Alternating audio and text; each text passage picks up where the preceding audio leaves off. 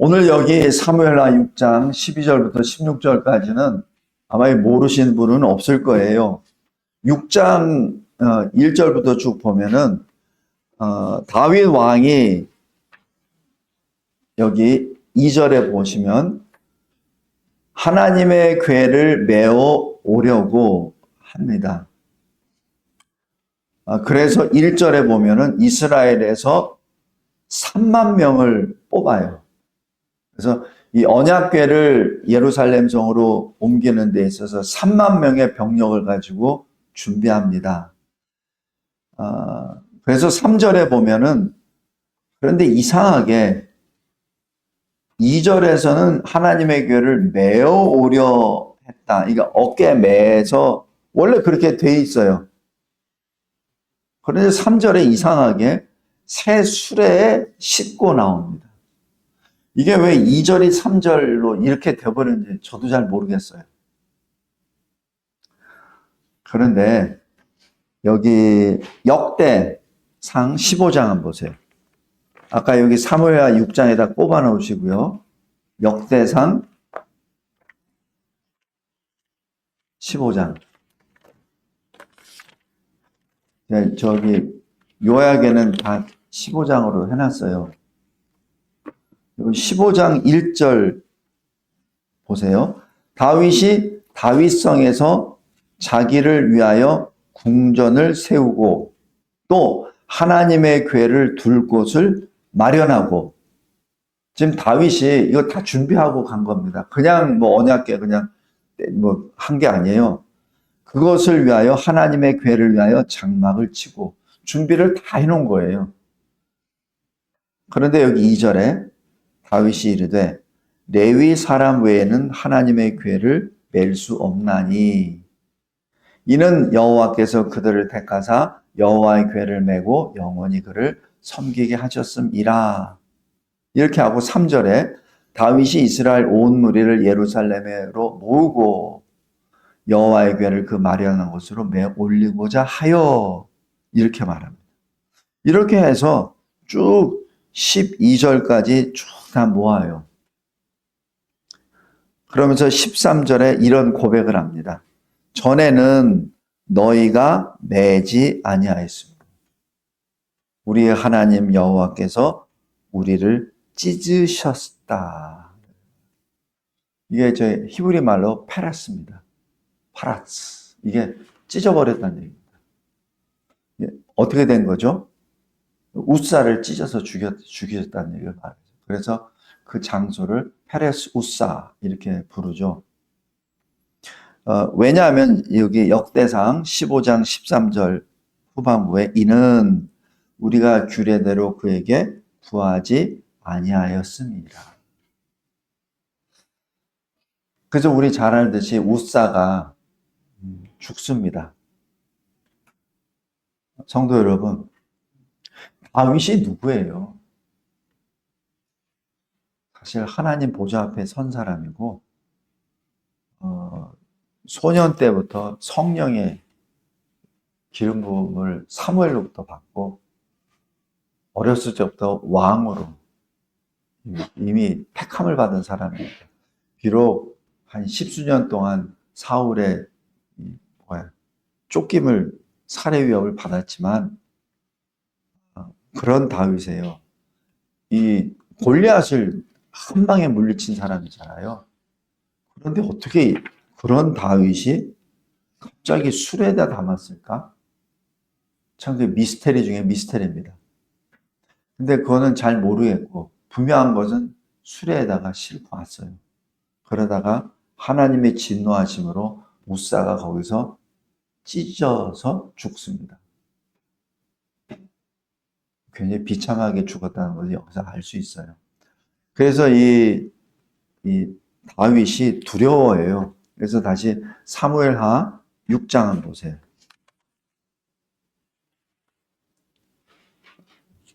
6장 8절에 보면은 여호와께서 우사를 치심으로 다윗이 분하여 그곳을 베레스 우사라 부르니 그 이름이 오늘까지 이르니라. 그래서 저는 여태까지 그냥 우사가 죽었다고 이게 보는데 굉장히 두려운 모습으로 죽었다 이렇게 보입니다. 그리고 9절 다윗이 그날에 여호와를 두려워하여 이르되 여호와의 괴가 어찌 내게로 오리요. 올 수 없다는 얘기죠. 지금 이 말 한마디가 지금 자기가 하나님의 말씀에 불순종하고 세술에다 담고 옮겼다는 거기에 대해서 지금 회개하는 겁니다. 이 다윗의 주특기는 다윗의 그 특징은 무슨 일이 벌어지잖아요. 그럼 그 즉시로 하나님께 회개합니다. 즉시로. 자기가 충신 우리아를 죽였잖아요. 그리고 그 아내를 자기가 택했잖아요. 그러자 나단 선지자가 바로 거기서 책망을 하죠. 그때 그 즉시로 내가 여호와 앞에 범죄하였나이다. 바로 나오잖아요. 내가 우사에게 범죄했다는 얘기가 아니라 여호와 앞에. 그게 이 다윗의 신앙입니다. 그러니까 모든 것을 이 다윗은 지금 하나님 앞에 고백합니다. 여기서도 마찬가지.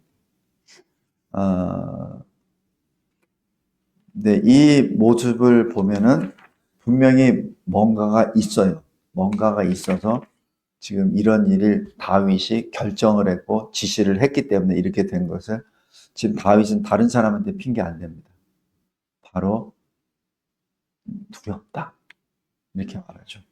그러면서 10절에 사무엘하 6장 10절에 다윗이 여호와의 궤를 옮겨 다윗 성 자기에게로 메어가기를 즐겨하지 아니하고 두렵거든요. 하나님 말씀에 어긋나게 자기가 했거든요. 그래서 가드 사람 오베데돔의 집으로 메어간지라. 그다음부터 완전히 말씀대로 다시 돌아가요. 즉시로 바꿉니다. 메어서 오베데돔 집으로 갑니다. 11절 여호와의 궤가 가드 사람 오베데돔의 집에 석 달을 있었는데 여호와께서 오베데돔과 그의 온 집에 복을 주시니라. 이게 뭡니까? 하나님의 임재를 상징하거든요. 언약궤는. 그러니까 하나님이 계시는 곳에 복이 임한다는 것을 하나님이 직접 보여주십니다. 3개월 동안. 어떤 복인지는 우리는 알 수 없어요. 그러나 다윗이 인정하는 복, 그렇게 말합니다. 그래서 12절에 객관적으로 보고가 올라옵니다. 여호와께서 하나님의 궤로 말미암아 오벳에돔의 집과 그의 모든 소유에 복을 주셨다. 이렇게 보고가 옵니다. 이게 무엇을 말하죠? 하나님을 두려워했던 이제 다윗의 마음이 이제는 구원의 하나님으로 주님의 임재하심 안에 들어가기를 소원하는 다윗의 마음으로 변화가 됩니다. 왜냐하면 이것이 다윗에게 주시는 사인이에요. 내가 찢었습니다. 하나님이. 그랬다가 다시 복을 주십니다. 그건 뭐냐면 네가 회개하고 다시 내 말에 따라서 어깨에 메고 온 것에 대해서 인정한다. 너의 죄를 내가 회개를 받아준다라는 사인입니다. 3개월 동안 다윗은 그것을 기다리고 보고 지금 인내하고 있었던 거예요. 그래서 이렇게 말합니다. 다윗이 가서 하나님의 궤를 기쁨으로 메고 이런.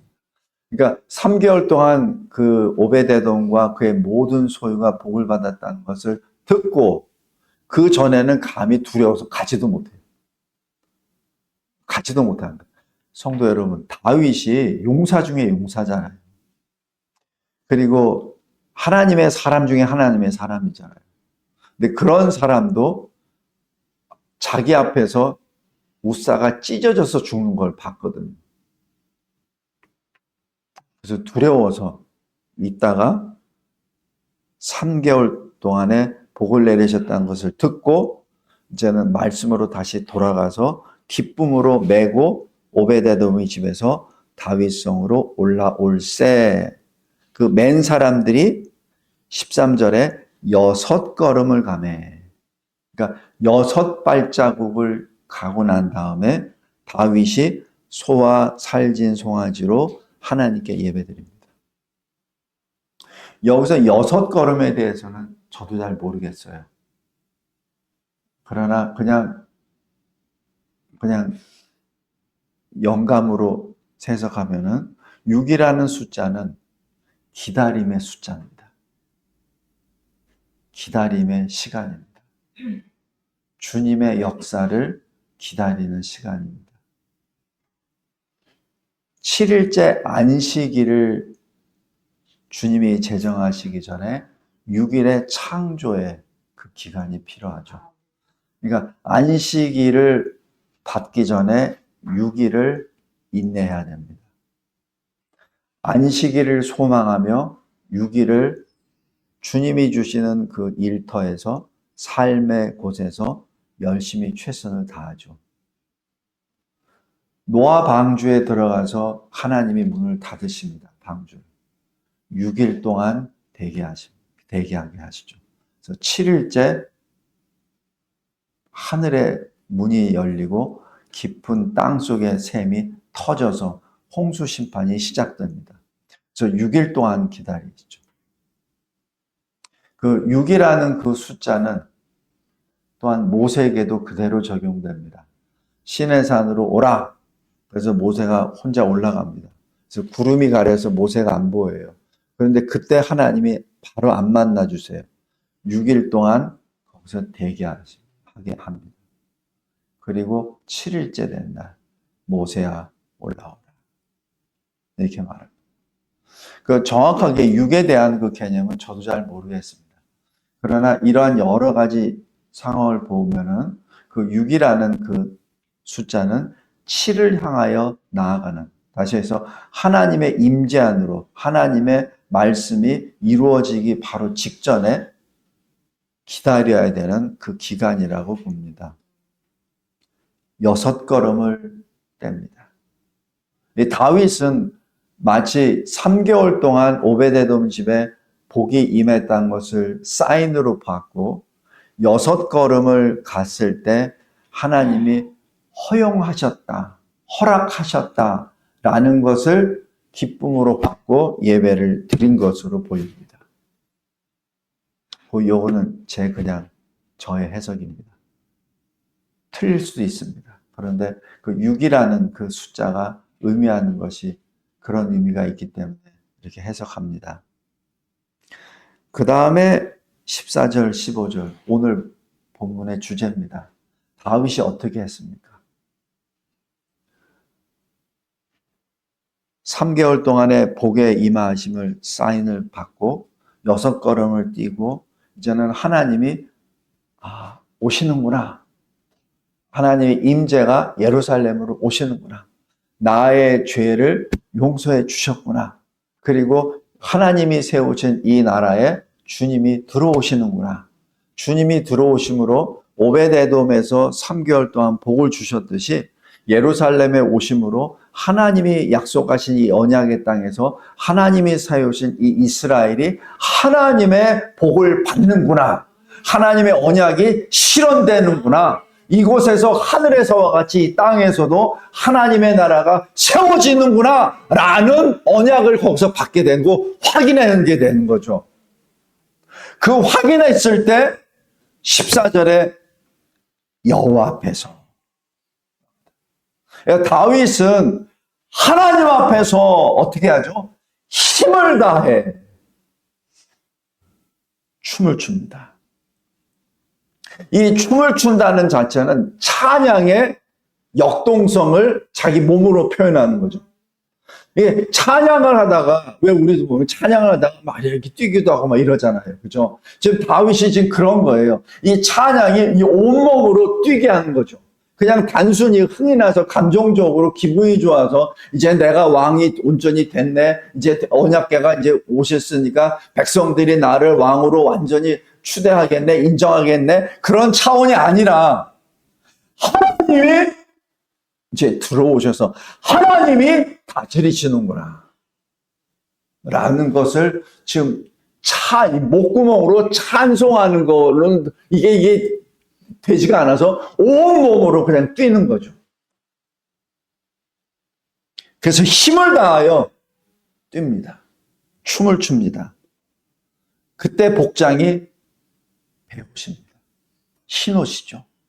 에봇이죠. 속옷입니다. 왜 속옷을 입었겠습니까? 왜 베옷을 입었습니까? 지금 다윗은 완전히 하나님 앞에 죽은 자로 간 겁니다. 회개 복장이에요. 회개 복 왕복이 아니에요. 자기가 3개월 전에 범했었던 것을 처절하게 하나님 앞에 엎드리고 나는 왕이 아닙니다. 나는 주의 피조물이요. 내가 주님의 말씀을 지키지 않았던 죄인입니다. 그리고 나는 주님이 기르신 양입니다. 양의 색깔의 옷을 입어요. 왕복이 아닙니다. 왕복을 벗어버립니다. 그 뜻은 뭐예요? 나는 왕이 아닙니다. 하나님의 양입니다. 하나님의 백성입니다. 하나님의 것입니다라는 것을 아예 온 세상 앞에 하나님 앞에 지금 나타내는 거예요. 그러기 때문에 목자가 들어오시기 때문에 양이 목자를 보고 따라가는 거고 목자를 보고 기뻐서 달려가는 거예요. 그게 춤입니다. 지금 이게 뭐예요? 다윗의 새 노래입니다. 다윗의 신앙 고백입니다. 단순히 그냥 흰옷을 입고 이렇게 막 땀이 나니까 뭐 이렇게 하고 기분상으로 이런 거 아니에요. 이 신앙 고백입니다.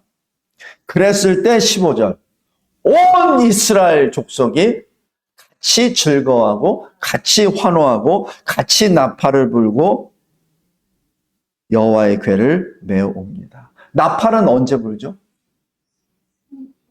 이 보통 전쟁터에서 나팔과 북이 있습니다. 북은 언제 치죠? 후퇴할 때 북을 칩니다. 전쟁터에서는 또 두 가지 사인이에요. 앞으로 가라, 뒤로 빼라. 그죠? 상황이 불리하면 북을 칩니다. 그럼 후퇴입니다. 소리 안 나니까. 그러나 나팔을 불 때는 전진입니다. 빠방! 하고 불죠.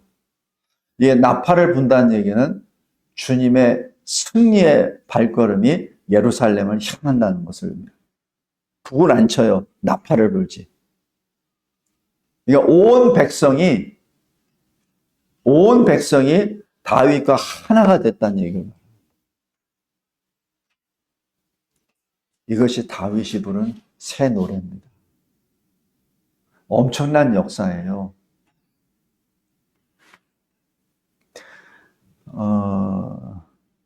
다윗이 왜 그 압살롬의 자기 아들, 넷째 아들에 의해서 반역돼서 도망가잖아요.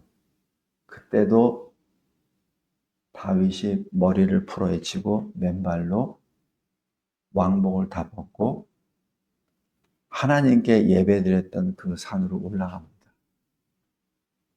그때 복장도 아마 이 복장이 아닌가.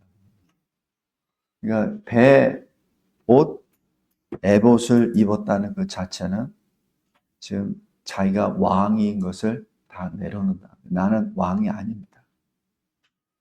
나는 하나님의 양입니다. 라는 자기 정체성을 나타내는 겁니다. 그랬을 때 여기 우리 설교 요약 잠깐 보세요.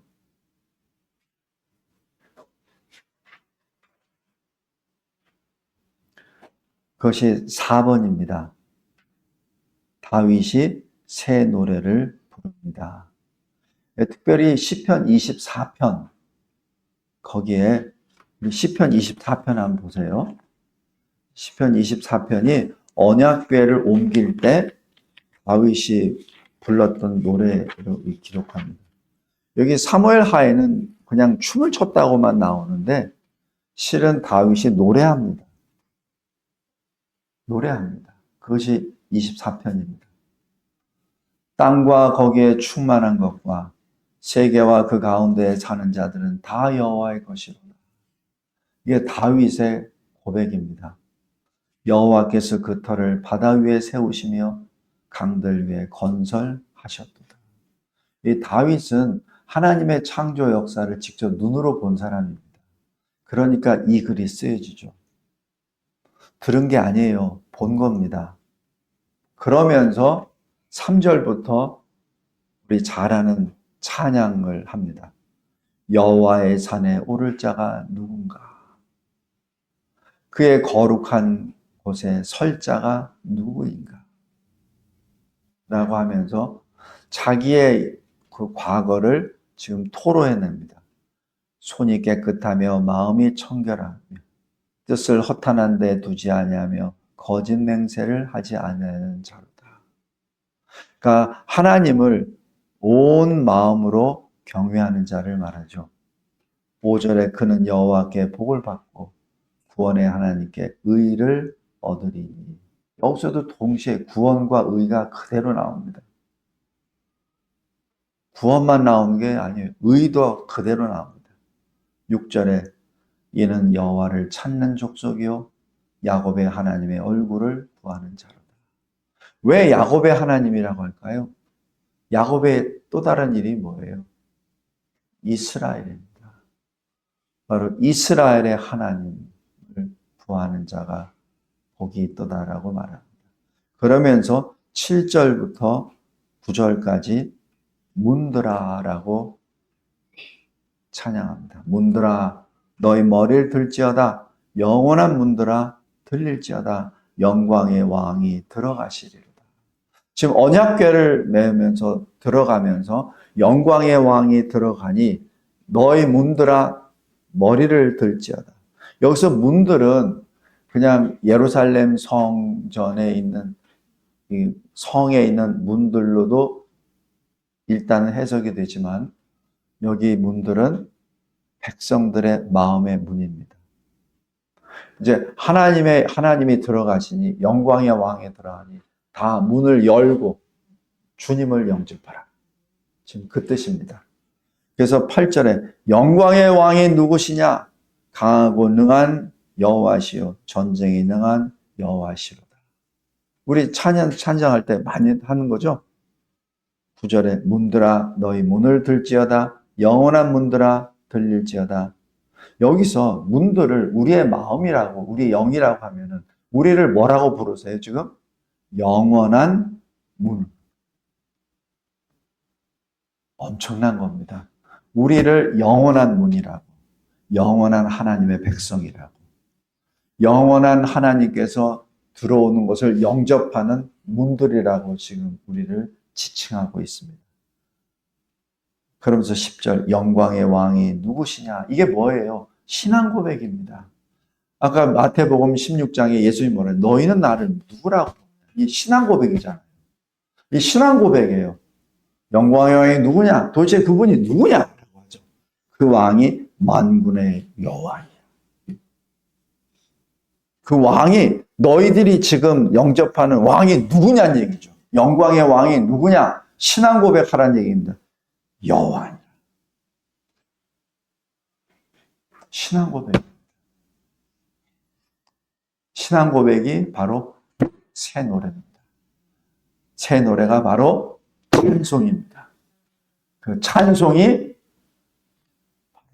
다윗이 춤으로 나타납니다. 온 몸으로 춤을 추죠. 성도 여러분, 엄청난 겁니다.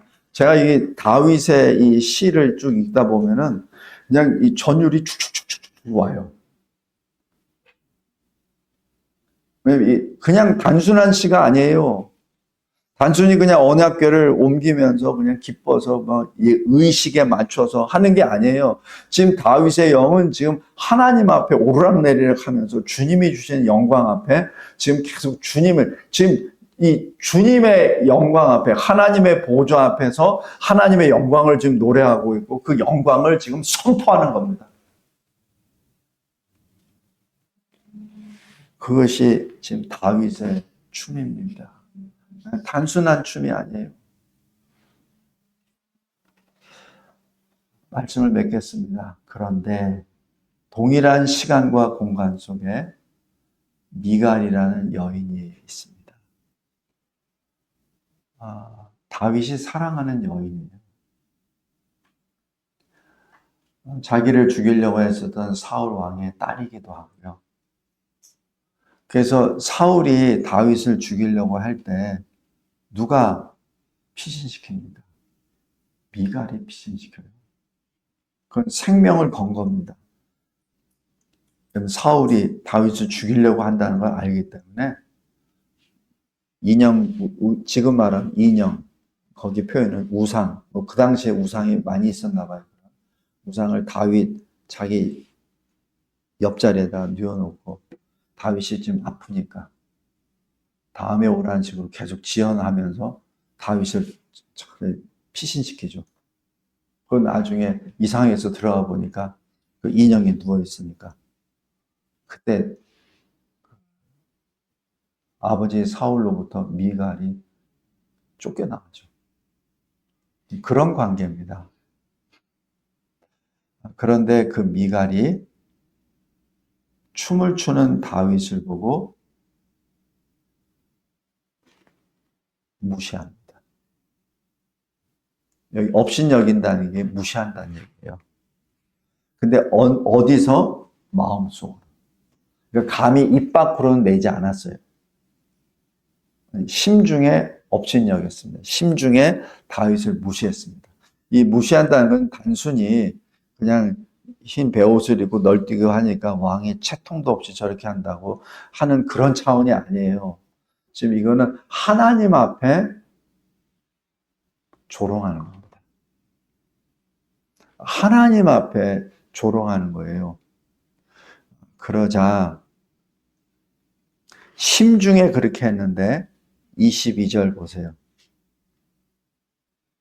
네가 말한 바 계집종에게는 내가 높임을 받으리라 한지라. 지금 이 미갈이 그렇게 말을 했는지 안 했는지 그것은 모르겠습니다. 근데 여기 21절에 사무엘하 6장 21절에 보면 다윗이 미갈에게 이르되 이는 여호와 앞에서 한 것이니라. 내가 여호와 앞에서 뛰놀리라라고 이렇게 쭉 말씀하죠. 성도 여러분, 이게 굉장히 슬픈 가족사입니다. 그 이후로 미갈은 죽는 날까지 다윗을 만나지 못합니다. 왜 그랬을까요? 다윗이 그것을 더 이상 안 봐. 그렇게 했을까요? 아닙니다. 하나님의 개입입니다. 인간적으로 보면 충분히 더 만날 수 있어요. 어찌 보면 다윗의 첫사랑이에요. 미갈을. 첫사랑은 잊을 수는 없잖아요. 그러나 이 이후로 미갈은 다윗을 못 봅니다. 그것은 이제 표현을 그에게 자식이 없느니라. 죽는 날까지. 이렇게 표현을 하죠. 미갈이 다윗에게 뭘 능멸하거나 멸시하는 말이 있는 것도 아니에요. 한 것도 없어. 그냥 심중에 그렇게 생각했을 거예요. 근데 다윗이 그걸 어떻게 알아요? 물론 얼굴 표정 보면 알겠죠. 그러나 얼굴 표정 보면 짐작을 하는 것이지 이 정도로까지는 안 하거든요. 그래서 하나님의 개입입니다. 하나님의 개입입니다. 오늘 여기 제가 하나님 앞에서라고 할 때 다윗처럼 찬송하는 우리 모두가 됩시다. 온 이스라엘 족속은 같이 나와서 즐거워해서 다윗처럼 즐거워하고 나팔도 불고 하나님이 이제 우리 가운데 임하시는 임마누엘의 실제적인 현장을 지금 보면서 기뻐하고 막 이렇게 춤을 추고 왕도 막 속옷을 입고 춤추니까 백성들도 얼마나 그러니까 춤추겠습니까? 그런 와중에 어찌 미갈은 그렇게 생각한단 말이에요. 다윗을 사랑하는 미갈은 어찌하여? 우리 이 광야 행진할 때도 40년 동안 행진하잖아요. 그때 아말렉이 누구를 공격하죠? 본대를 공격 못합니다. 본대는 구름기둥, 불기둥으로 툭 들어가서 진평선 딱 해가지고 쭉 가기 때문에 감히 공격을 못해요. 그러니까 모압 왕인 발락이 거짓 선지자 발람을 뇌물 주고 그 이스라엘 사람들이 모르는 가운데 산꼭대기에서 저주하려고 하다가 실패하잖아요. 또 그것도 못하니까 민수기 25장인가요? 24장인가요? 거기서는 모압 여자를 시딘 골짜기에다가 이렇게 배치해가지고 음행하게 하잖아요. 그러니까 직접 공격은 할 수가 없어. 그런데 누구를 공격하냐면 뒤에 처진 사람입니다. 뒤에 처진 사람을 공격해요. 성도 여러분, 우리 저기 그 마라톤 달리기나 아니면 군에 갔다 오신 분들은 왜 완주부장하고서 구보한 적이 있잖아요. 그때 똑같이 힘들어요. 근데 누가 제일 힘드냐면 뒤에 처진 사람이 제일 힘들어. 앞에 있는 사람도 힘들어. 똑같이 10km 뛰는데 그럼 다 힘들지 뭐. 앞에 뛰는 사람은 덜 힘들고 뒤에 뛰는 사람은 덜 힘드나? 다 힘들어. 그런데 눈빛이 달라. 앞에 뛰는 사람의 눈빛은 살아있다면 뒤에 눈빛은 죄송합니다. 썩은 동태 눈이 돼요. 초점이 없어져요. 초점이. 제가 어떻게 하냐면은 제가 그런 부류에 처음에 섰었거든. 아무것도 안 보여. 입은 벌려지고 그냥 호흡은 이 목에 차고 시선도 초점도 안 보여. 그냥 초점이 왔다 갔다 해. 왔다 갔다. 그러다 이제 좀 없으면 쓰러지고 이래요. 근데 그게 뒤에 처진 사람입니다. 근데 앞에 있는 사람은 똑같이 힘들더라도 일단은 가는 방향을 자기가 봐야 되기 때문에 눈이 살아있다고. 똑같이 힘들어도. 마귀는, 사탄은 전공법을 안 씁니다. 뒤를 공격합니다. 그것이 계시록 12장. 옛뱀이 물을 어느 데다가 토해내죠? 그 여자의 뒤를 향해서 부어버립니다. 교회의 가장 연약한 부분을 공격하죠. 성도들의 가장 연약한 부분들을 공격합니다. 돈이 연약하면 돈을 공격합니다. 정욕이 약한 자들에게는 정욕을 공격합니다. 명예심이 약한 성도들은 명예심을 공격해요. 지금 우리 그런 사례들 많이 있잖아요. 그죠? 많이 있잖아요. 왜 크신 분들, 많은 일을 하신 분들 막 그냥 막 넘어지잖아요. 충풍 낙엽식으로. 뭐에 넘어가요? 다 자기 자신의 연약한 부분을 맞아서 다 넘어가 버리잖아요. 성도 여러분, 하나님이 우리에게 주시는 특별한 이 마지막 때 우리에게 주신 게 많은 걸 줬어요. 예배 드려라. 모여서 기도하라. 말씀 읽으라. 그리고 기도하라. 그리고 마지막으로 주신 것이 찬양하라. 찬양하라. 찬양해야 주의 궁전에 들어갑니다. 주의 임재 안으로 들어갑니다. 주의 임재가 뭐예요? 하나님 보좌와 어린 양 보좌 앞으로 가는 거잖아요. 하나님 보좌와 어린 양 보좌로부터 나오는 게 뭐예요? 수정같이 맑은 생명수. 바로 성령이 바로 그 보좌로부터 나오잖아요. 그 보좌 앞으로 가라는 얘기에 성령을 받으라는 얘기입니다. 성령을 내가 너희에게 주니 성령을 받으라는 얘기입니다. 부활하신 주님이 두려워 떠는 제자들에게 오셔서 하신 말씀이에요. 뭐예요?